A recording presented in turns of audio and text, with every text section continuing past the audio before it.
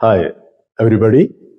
Today we are going to discuss about the stomatitis. यानी कि आम जबान में इसको कहते हैं मुंह आना या मुंह के अंदर इन्फ्लामेशन आना या मुंह के अंदर छाले वगैरह पड़ जाना या मुंह के अंदर जख्म वगैरह हो जाना, तो ये आपका कहलाता है स्टोमेटाइटिस। यानी कि एक सिंपली आप बात कह सकते हैं कि stomatitis is a generalised term for diffuse inflammation of the mouth या इन्फ्लामेशन ऑफ ऑरल म्यूकोसा। यानी कि जो म्यूकस मेम्ब्रेन होती है मुंह के अंदर, ये गुलाबी परत सी जो होती है, इसी को हम म्यूकस मेम्ब्रेन कहते हैं। तो उसके ऊपर इन्फ्लामेशन का आना या उसके ऊपर जख्म बन जाना या उसके ऊपर छाले वगैरह पड़ जाना, वो आपके लिप्स के पास भी हो सकते हैं और लिप्स के अंदर भी और ओरल कैविटी में कहीं पर भी मौजूद हो सकते हैं। तो उन्हीं छालों को या उन्हीं जख्म को या उन्हीं इन्फ्लामेशंस को हम जो है क्या कहते हैं, वो स्टोमेटाइटिस कहते हैं। Types of stomatitis. देखिए, स्टोमेटाइटिस जो है वो जनरली दो टाइप्स का होता है। नंबर एक हर्पीस स्टोमेटाइटिस, यानी कि इसको कोल्ड सोर भी कहते हैं। दूसरा एप्थस स्टोमेटाइटिस या इसको कैंकर सोर भी कहते हैं। यानी कि कॉजेज ऑफ स्टोमेटाइटिस ये दो तरह के हो सकते हैं। नंबर एक आपका लोकल कॉजेज और number two systemic causes. Number एक पर आता है आपका लोकल कॉजेज। लोकल कॉजेज में आपका ये भी डिफरेंट टाइप्स के हो सकते हैं, यानी कि ट्रॉमेटिक भी हो सकता है और इन्फेक्टियस भी हो सकता है। तो ट्रॉमेटिक कॉजेज जो है आपका, जब हम ट्रॉमेटिक कॉजेज देखते हैं तो वो कौन से होते हैं, तो कुल मिलाकर के इल फिटिंग डेंचर, यानी कि जो जबड़ा जो है वो सही तरीके से, जो आर्टिफिशियल जो डेंचर बनवाते हैं, जबड़ा बनवाते हैं, वो सही तरीके से फिट ना हो, उसको जबरदस्ती फिट करने की कोशिश की जाए तो वहां पर डैमेज हो सकता है, नुकसान हो सकता है, यानी कि इन्फ्लामेशन आ सकती है। हॉट फूड्स, यानी कि जल्दी जल्दी तेज गर्म खाना खाने पर भी मुंह के अंदर जो है वो आपका बर्निंग हो जाती है, यानी कि छाले जैसे पड़ जाते हैं। कोरोसिव्स, यानी कि कुछ एसिड्स वगैरह अगर ले लिए जाए तो उस सूरत में भी छाले पड़ सकते हैं या जख्म या इन्फ्लामेशन आ सकती है। और आपका सिंपल कट ऑफ माउथ, ये देखिए सिंपल कट ऑफ माउथ अंदर की तरफ से, ये आपका दांतों के दबाव से भी, यानी खाना आप खा रहे हैं, खाते खाते म्यूकस मेम्ब्रेन यानी कि उसके जो माउथ के अंदर की मांसपेशियां हैं या म्यूकस मेम्ब्रेन है वो दांतों के बीच में आ जाए तो कट जाती है, तो या किसी और दूसरी चीज से कट जाना, तो ये आपका simple cut off mouth. Use of hard brush, ये दांत करने का जो ब्रश होता है वो हार्ड ब्रश जो है, जैसे नीम की दातून होती है वो सख्त सख्त जो है वो कर ली जाए, बबूल की दातून बनाते हैं, या बाजार से जो ब्रश लाते हैं उसके रेशे जो है सख्त हो, तो उनकी वजह से भी वो आपका गम्स के ऊपर इन्फ्लामेशन आ सकती है या स्वेलिंग जो है आपका या जख्म बन सकता है। फ्यूम्स, बहुत से धुएं की वजह से भी ये परेशानी पैदा हो सकती है। स्मोकिंग की वजह से, स्मोकिंग करते हैं तो स्मोकिंग की वजह से भी ये प्रॉब्लम आ सकती है। और रेडियोथेरेपी, यानी कि जैसे एक्सरे वगैरह कराते हैं मुंह का या दांतों का एक्सरे वगैरह कराते हैं, तो उस सूरत में रेडियोथेरेपी की वजह से भी वहां पर जख्म या इन्फ्लामेशन बन सकता है, वो नुकसान दे सकते हैं म्यूकस मेम्ब्रेन को। नंबर बी पर आता है इन्फेक्टिव कॉजेज। देखिए, इन्फेक्टिव कॉजेज में ये आपका बैक्टीरियल भी हो सकता है और वायरल भी हो सकता है और आपका फंगल भी हो सकता है। जब हम बैक्टीरियल इन्फेक्शंस देखते हैं तो बैक्टीरियल इन्फेक्शन में किस बैक्टीरिया की वजह से, स्टेफिलोकोकल बैक्टीरिया या आपका स्ट्रेप्टोकोकल बैक्टीरियाज और गोनोकोकल बैक्टीरियाज के इन्फेक्शन से जो है मुंह के अंदर इस तरह की परेशानी आ सकती है। वायरल इन्फेक्शंस जैसे आपका हर्पीस सिंप्लेक्स या हर्पीस जोस्टर की वजह से जो है मुंह के अंदर छाले वगैरह पड़ सकते हैं, मुंह के अंदर ब्लिस्टर्स वगैरह पड़ सकते हैं, तो ये आपका वायरल इन्फेक्शन की वजह से हो सकता है।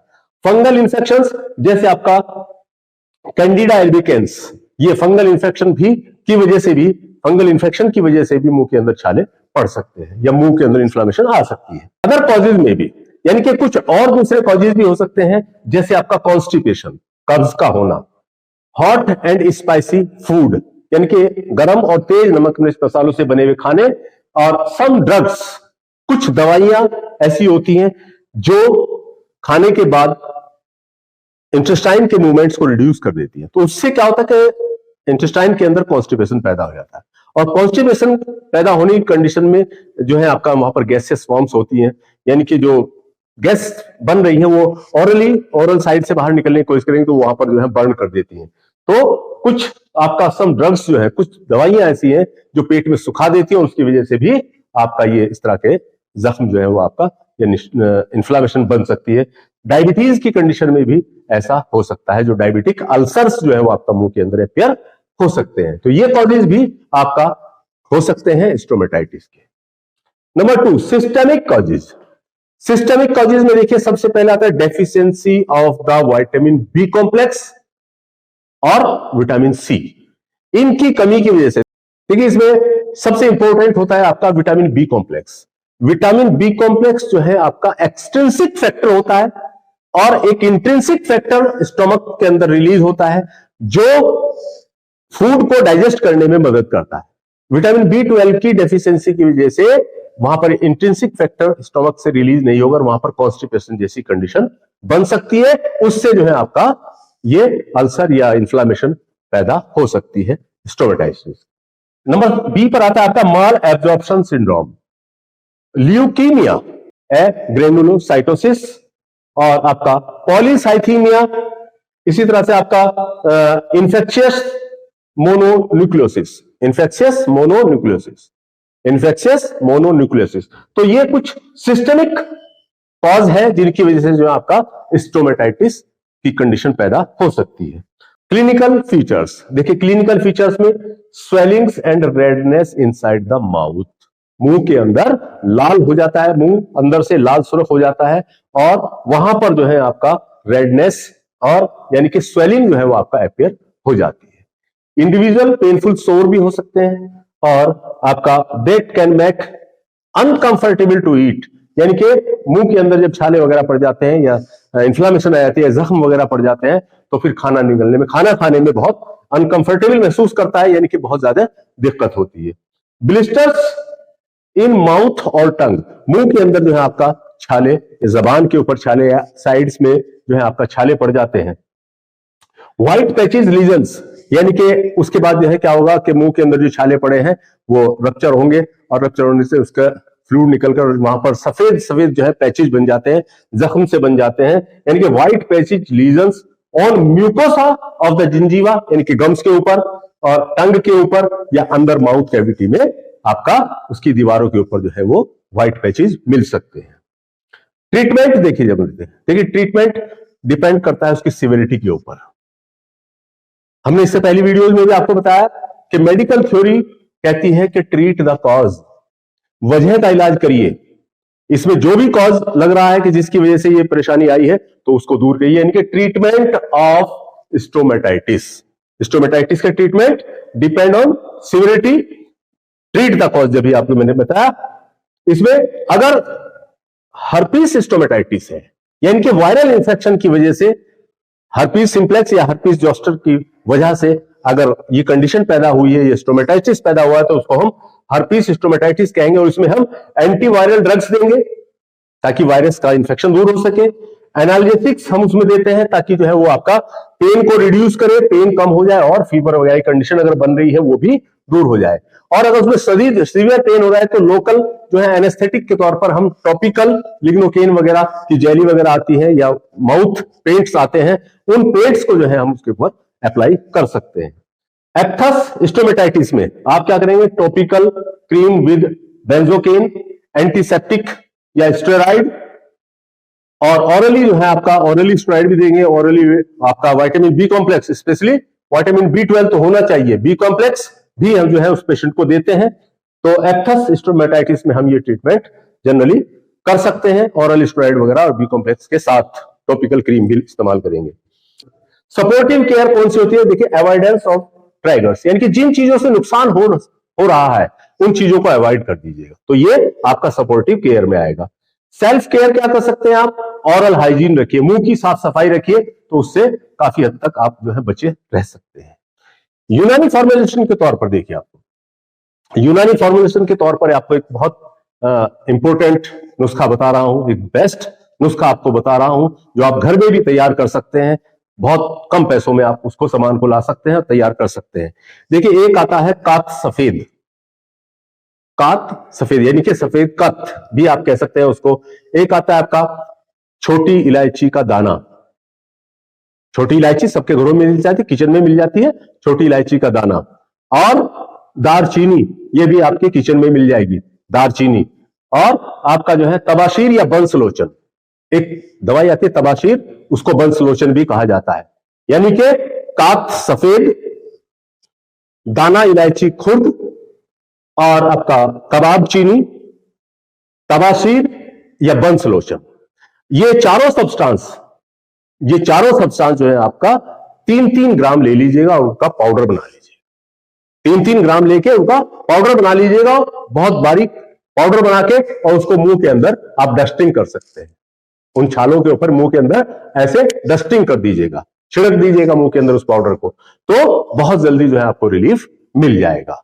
डस्टिंग पाउडर छिड़कने के अलावा आप पेशेंट को सुबह और शाम खाने के बाद जो है आपका हब्बे पपीता, एक टैबलेट, एक गोली आती है हब्बे पपीता, हमदर्द कंपनी की आपको मिल जाएगी, किसी भी मेडिकल स्टोर से आप जाके ले सकते हैं हब्बे पपीता। तो उसकी 2 गोली सुबह और 2 गोली शाम खाना खाने के बाद जो है वो पेशेंट को दीजिए। तो उससे क्या होगा कि उसको कॉन्स्टिपेशन नहीं होगा, और जब कॉन्स्टिपेशन नहीं होगा तो ये बीमारी काफी हद तक ऑटोमेटिक जो है वो आपका क्योर होती चली जाएगी। यानी कि हब्बे पपीता हमदर्द कंपनी की आती है, 2 गोली सुबह और 2 गोली शाम, इनको आप खाना खाने के बाद जो है पेशेंट को दीजिए, उससे उसको कॉन्स्टिपेशन नहीं होगा और इस बीमारी से काफी हद तक रिलीफ मिल जाएगा। उसके साथ जो है आप हर्बल फार्मुलेशन के तौर पर आप जो है कात सफेद, छोटी इलायची का दाना, दारचीनी, तबाशीर या बंसलोचन, ये चारों चीजें 3-3 ग्राम लेके उनको पाउडर बना ले, और पाउडर बना के उसको मुंह के अंदर छिड़के, और पेशेंट को सुबह और शाम 2 गोली सुबह और 2 गोली शाम, हमदर्द कंपनी की एक टैबलेट आती है हब्बे पपीता, आप उसको पेशेंट को दीजिए तो उसको काफी हद तक रिलीफ मिलेगा। क्योंकि वो मेडिसिन जो है आपका लोकल एप्लीकेशन के तौर पर तो आपने डस्टिंग कर दी, पाउडर छिड़क दिया, और सिस्टमिक तौर पर जो है आपने उसको हब्बे पपीता दी, तो उससे कॉन्स्टिपेशन जैसी कंडीशंस नहीं पैदा होगी, और उससे फिर जो है आपका ये अल्सर पैदा नहीं होंगे, अल्सर क्योर हो जाएंगे। अब यहां पर एक सवाल आता है कि व्हाट टू ईट। जो मुंह के छाले आए हैं तो उसमें खाना खाने में जाहिर सी बात है परेशानी होती है, तो उस सूरत में पेशेंट को क्या खाना चाहिए? तो उस सूरत में देखिए, पेशेंट को जो है वो लाइट फूड दें, आप लाइट फूड दें, सॉस के शक्ल में दें, एप्पल सॉस आती है, और इसके अलावा जो है पनीर वगैरह है, या पोटैटो जो है उसको पीस के, या इसको जो है मैश करके, आलू को मैश करके उसको आप पेशेंट को दे सकते हैं। पकी हुई सब्जियां आप जो है उसको खिलाइए, और इसके अलावा जो है आपका नूडल्स आप दे सकते हैं, पनीर पेशेंट को दे सकते हैं। यहां एक बात का ध्यान रखिए कि पेशेंट को प्लेंटी ऑफ ड्रिंक ज्यादा रखिए, यानी कि ड्रिंक ज्यादा से ज्यादा पिलाइएगा, पानी ज्यादा से ज्यादा पिलाइएगा, ताकि जो है स्किन डिहाइड्रेट ना हो सके। क्योंकि स्किन डिहाइड्रेट होती रहेगी तो क्या होगा कि जो ब्लिस्टर्स बने हैं या छाले बने हैं या जख्म बने हैं वो बार बार रप्चर होते रहेंगे, उससे और ज्यादा परेशानी बढ़ जाएगी। तो ये ध्यान रखें कि पेशेंट को ड्रिंक या पानी वगैरह जो है वो ज्यादा अमाउंट में देते रहें, ताकि आगे कोई ज्यादा परेशानी ना हो। व्हाट टू अवॉइड, यानी कि इसमें किस चीज का परहेज रखना चाहिए, पेशेंट को क्या खाने के लिए नहीं देना चाहिए। देखिए, पेशेंट को हमेशा स्पाइसी एंड क्रंची फूड बिल्कुल मत दीजिएगा, क्योंकि उससे और ज्यादा जो है जख्म बढ़ने का खतरा रहेगा। इसी के साथ साथ उसको सिट्रस फ्रूट यानी कि एसिडिक जो आपका फ्रूट्स है, जैसे ऑरेंज है, ग्रेप्स है, तो ये चीजें उसको पेशेंट को बिल्कुल मत दीजिए, अदरवाइज ये परेशानी और ज्यादा बढ़ सकती है। तो ये था हमारा आज का लेक्चर, स्टोमेटाइटिस। इससे रिलेटेड अगर कोई सवाल आपके जहन में आ रहा है तो आप हमारा कमेंट कर सकते हैं, और अगर ये वीडियो आपको पसंद आया हो तो लाइक, शेयर, सब्सक्राइब जरूर कीजिए, ताकि आप तक इस तरह की वीडियो जो है वो पहुंचती रहे। थैंक्स।